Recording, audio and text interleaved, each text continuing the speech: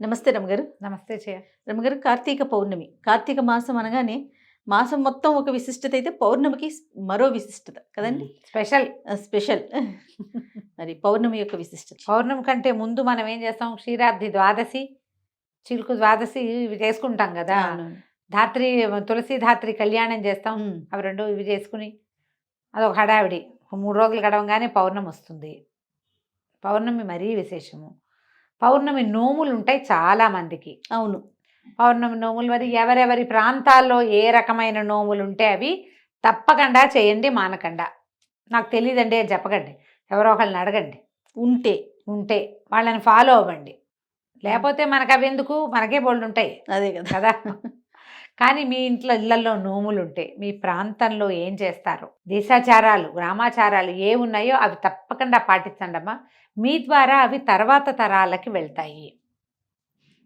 మనకి మన దాన్ని కంటిన్యూ చేయటం, మన కలి ప్రభావం వల్ల ఒక తరం నుంచి రెండో తరంకి అందవలసినవి ఏవి అందకుండానే పోతున్నాయి. పిల్లలకి అన్నం ఎలా పెట్టాలో కూడా మర్చిపోయే స్థితిలోకి వచ్చాం మనం. మీరు కాన్ఫిడెంట్గా లేకపోతే, మనం కాన్ఫిడెంట్గా లేకపోతే మన పిల్లలకి ఏం చెప్పలేము, సమాధానం చెప్పలేము. కాన్ఫిడెన్స్ ఎప్పుడు వస్తుంది? చేస్తూ ఉంటే వస్తుంది. ఏమో నేను చిన్నప్పుడు చేసేవాళ్ళని నాకు తెలియదంటే మా అమ్మకేం తెలీదు మీరు చెప్పండి అంటారు నన్ను ఎంతసేపు. అది చెయ్యొద్దమ్మా. మీరు ఏది చేసినా కనుక్కుని చేయండి, తెలుసుకుని చేయండి. ఏటా ఒకటే చేయండి. ఈ సంవత్సరం ఈ అక్కగారు చూపించిందని ఇది, ఆ సంవత్సరం వచ్చే గురువుగారు ఏదో చెప్పారని అది, ఈ సంవత్సరం అంటే అందరికీ చూపించడానికి గొప్ప కోసం ఒక డాంబికానికి పిచ్చి వేషం, అవేవో రాష్ట్రాల్లో వేసే వేషాలు ఇంట్లో వేసి చెయ్యొద్దు. అలా పిచ్చి పిచ్చివి ఫాలో కాకండి. వాళ్ళు ఒట్టి వీడియోలు మీకు సరదాగా చూపిస్తున్నారు అంతే తప్పిస్తే అట్లా అవ్వద్దు. అది తప్పు. ఇప్పుడు నేను చెప్పినా కూడా నేను మీ ప్రాంతం అని చెప్తా ప్రత్యేకంగా. నేను ఇంకొకళ్ళని ఫాలో కాను చచ్చినా. మనం కూడా మన ఇంటిది ఫాలో అయితే ముందుకెళ్తుందమ్మా. దీన్ని ఇప్పుడు మన దాన్ని ముందుకు తీసుకెళ్ళాలి. ఎవరో దాన్ని వాళ్ళు ఎక్కడి నుంచో అంటించుకున్న దాన్ని, వాళ్ళు ఎక్కడో తెలుసుకున్న దాన్ని ఒక వేషానికి చూపిస్తే వేషాలు ఫాలో అయితే ఎలాగమ్మా? నిజాలు కదా ఫాలో అవ్వాల్సింది. ఖచ్చితంగా తప్పు కదా అది. ఆ పనులు చేయకండి. గొప్ప కోసం చెయ్యొద్దు. పూజ ఎప్పుడు కూడా భక్తి, తత్పరత, దాని మీద మనకి నమ్మకం ఉండాలమ్మా. ఏదైనా ఒక పని చేస్తున్నాము నమ్మకంతో చేయండి. ఫ్యాన్సీగా వేషం కోసం నలుగురికి చూపించడానికి చేసేది ఏది కూడా ఫలించదు. ఎప్పుడైనా బెడిసి కొట్టేస్తాయి అవి. బెడిసి కొట్టే పనులు చెయ్యొద్దు. వాళ్ళు చూపించారని అందం అలంకరణ కంటే భక్తి, శ్రద్ధ, తత్పరత చాలా ఇంపార్టెంట్. ఇది బ్యూటిఫికేషన్ కోసం కాదు.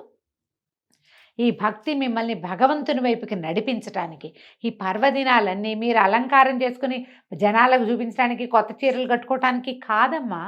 అది ఆలోచించండి అట్లా.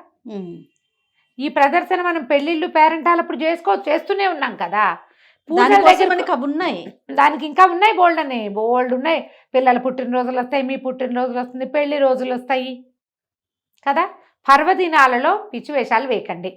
బ్రీఫ్గా అదే మాట. మన ఇంట్లో, మన ప్రాంతంలో, మన చుట్టుపక్కల, లేదా మనకు ఒక ఆధ్యాత్మిక గురువో లేకపోతే దైవ సంబంధమైన ఆధ్యాత్మిక గురువులు అందరికీ ఉండకపోవచ్చు. పురోహితులు ప్రతి వాళ్ళకి ఉంటారుగా. ఏటా ఓ గురువు గారినే, ఒక అయ్యగారినే పిలుచుకుంటాం కదా. అంతే లేదు, అది కూడా లేదు. మన ఇంటి దగ్గర ఒక దేవాలయం ఉంది, మనం వారానికో 2 వారాలకో అక్కడికే వెళ్ళి అయ్యగారికి నమస్కారం పెట్టొస్తామా? ఆ అయ్యగారిని పెట్టుకోండి, ఆయన చెప్పిన ప్రకారం చేసుకోండి. వచ్చే ఏడాది మళ్ళీ మర్చిపోతాం అనుకుంటే ఇప్పుడు మనకు అవకాశం ఉంది, ఫోన్ తోటో పుస్తకంలోనో రికార్డ్ చేసి పెట్టుకోండి. వచ్చే ఏడాది మళ్ళీ ఏం చేయాలి అని అడగద్దు. మీరు కొత్తవి మొదలు పెడితే కుశంకలు ఎక్కువగా ఉంటాయి. మీరు ఏటా 365 ఒత్తులు వెలిగిస్తున్నారనుకోండి, నేను అక్కర్లేదమ్మా ఇంటికి ఒక దీపం అని చెప్తా. ఎక్కర్లా, మీరు చేసేది మీరు చేసుకోండి. కొత్తగా చేసేవాళ్ళు ఒకటే పెట్టుకుంటారు.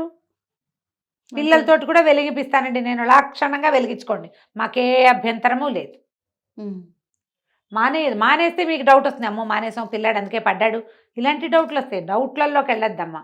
మనం ఏది చేసినా భగవంతుని వైపు మనం సజావైన ప్రయాణం, రుజుమార్గంలో వెళ్ళాలి, సరైన మార్గంలో వెళ్ళాలి.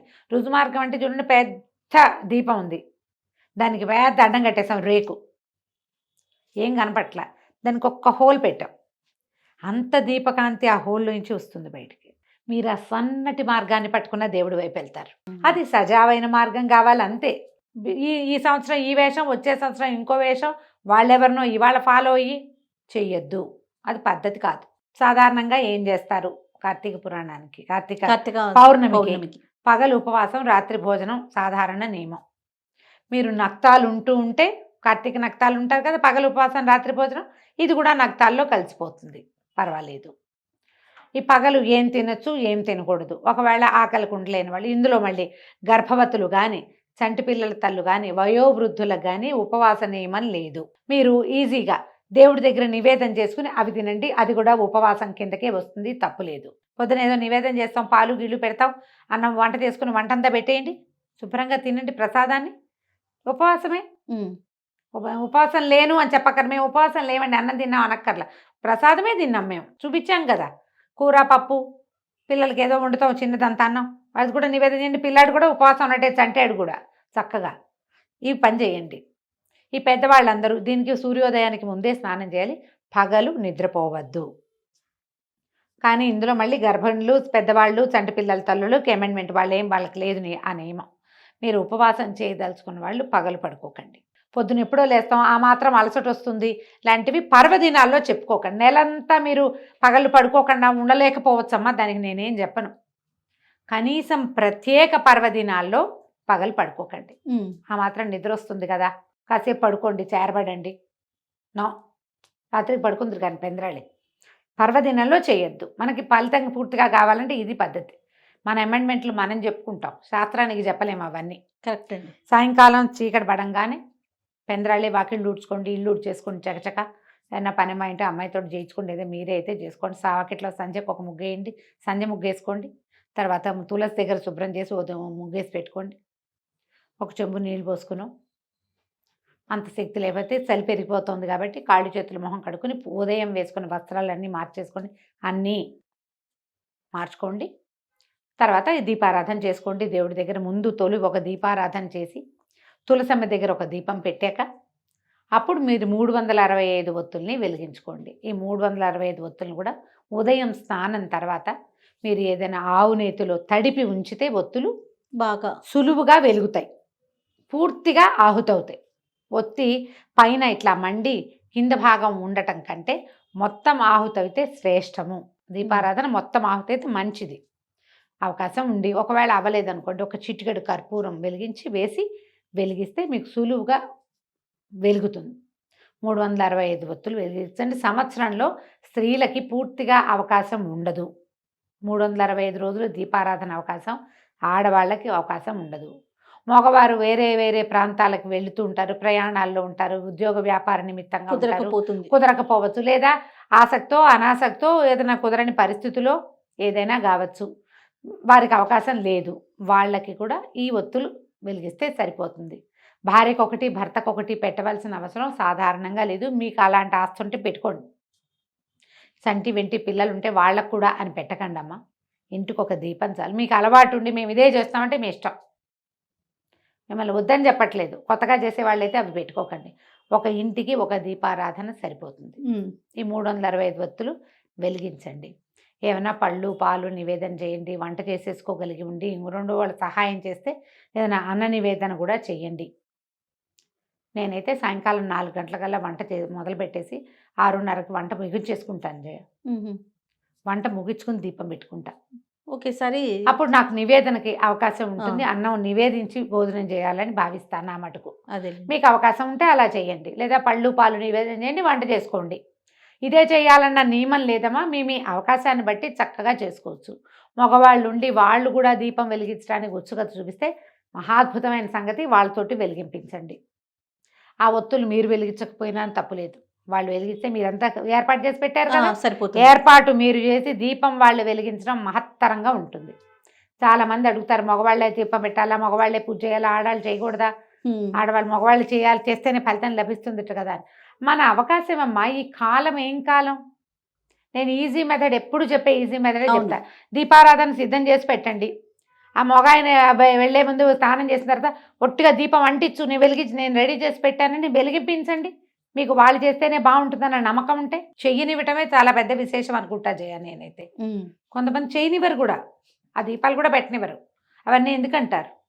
అది కాకుండా నిన్నేదో చేయనిస్తున్నాడు కదా, ఒక ఏర్పాటు చేయండి దీపం, దాంట్లో వెలిగించడానికి చక్కగా దీపం పెట్టేస్తే వెలిగిస్తారు. ఈ 365 ఒత్తులు కూడా ఒకవేళ వాళ్ళు వచ్చి ఒప్పుకుంటే వెలిగించు, నువ్వు కూడా మంచిది పెద్దవాళ్ళు చెప్తున్నారంటే మంచిదే, వాళ్ళు కూడా వెలిగిస్తే వెలిగించుకోండి. ఇంట్లో ఉన్న పిల్లలకి అందరికీ ఆ వెలుగుతున్న జ్యోతికి నమస్కారం చేయించండి, దండం పెట్టుకోండి. తులసి చెట్టు దగ్గర అక్కడ వెలిగిస్తే తులసికి వేడి సెగ పెద్ద మంట వస్తుంది, జ్వాల. అంత జ్వాల వచ్చేటప్పుడు తులసి అది పాడవుతుందమ్మా, కొంచెం శ్రద్ధ వహించండి. కొంతమంది వాకిట్లోనూ పెరట్లో తులసి ఉంటే చక్కగా తులసి దగ్గరే పెట్టుకునే వాళ్ళు కూడా ఉంటారు. కొంచెం అసంట దూరంగా పెట్టి వెలిగించండి. ఒక ముగ్గేసి చక్కగా ముగ్గులో ఒక పళ్ళెం పెట్టి దాంట్లో ఒక దీపారాధన కుందో లేదా మన మట్టి ప్రమిదలు ఉంటే మూకుడు ఉంటుంది, దాంట్లో పెట్టో చక్కగా వెలిగించండి. ఇలాంటి జ్యోతిలో భగవద్ దర్శనం చేయటం తెలుసుకోండి. దీనికి ఎన్ని పువ్వులు పెట్టావు, నువ్వు బంతి పూలు పెట్టావా, చామంతి పూలు పెట్టా, ఏమీ లేదమ్మా. శ్రద్ధ, ఆస్థ ఆ రెండూ కావాలి. వాటితోటి చక్కగా కార్తీక పౌర్ణమి వ్రతాన్ని పూర్తి చేసుకోండి. ఒకవేళ పౌర్ణమి నోములు ఉంటే నోములు చేసుకోండి. కుదిరితే పగటి వేళలోనే దేవాలయ దర్శనం చేయడానికి అవకాశం ఉంటే తీసుకోండి. ఇంత పెద్ద పని ఉంది కాబట్టి ఈ రోజున కాకపోతే మరుసటి రోజు చేసినా పర్వాలేదు. ఇవన్నీ పెట్టి అక్కడ కూడా పరిగెత్తి హైరాన్ పడకండమ్మా. ఏ ఒకటి చేసినా కూడా మంచిదే, ఏం చేసినా శ్రద్ధ భక్తితోటి చేసుకోండి. ప్రమాదాలకి పాలు కాకుండా చూసుకోండి. దీపారాధన వెలిగించినప్పుడు కాస్త పిల్లల దగ్గరకు వచ్చిన మీవే ఏదైనా సిల్క్ చీరలు అవి అయితే ఇబ్బంది పడతారు, కాస్త జాగ్రత్తగా వెలిగించడం. తర్వాత ఇవి కార్తీక పౌర్ణమి నాడు 4 టపాసులు కాల్చడం, పిల్లలతో టపాసులు కాల్పించండి, బాగుంటుంది. చక్కగా జరుపుకోండి. హైరాణ పడద్దు, ఎక్కువ ఏదో చేసేయాలని అనుకోవద్దు. ఏం చేసినా భక్తి శ్రద్ధలతో చేద్దామన్న ఆలోచన మాత్రం పెట్టుకుంటే చాలు. రైట్. నమస్తే. నమస్తే చేయ.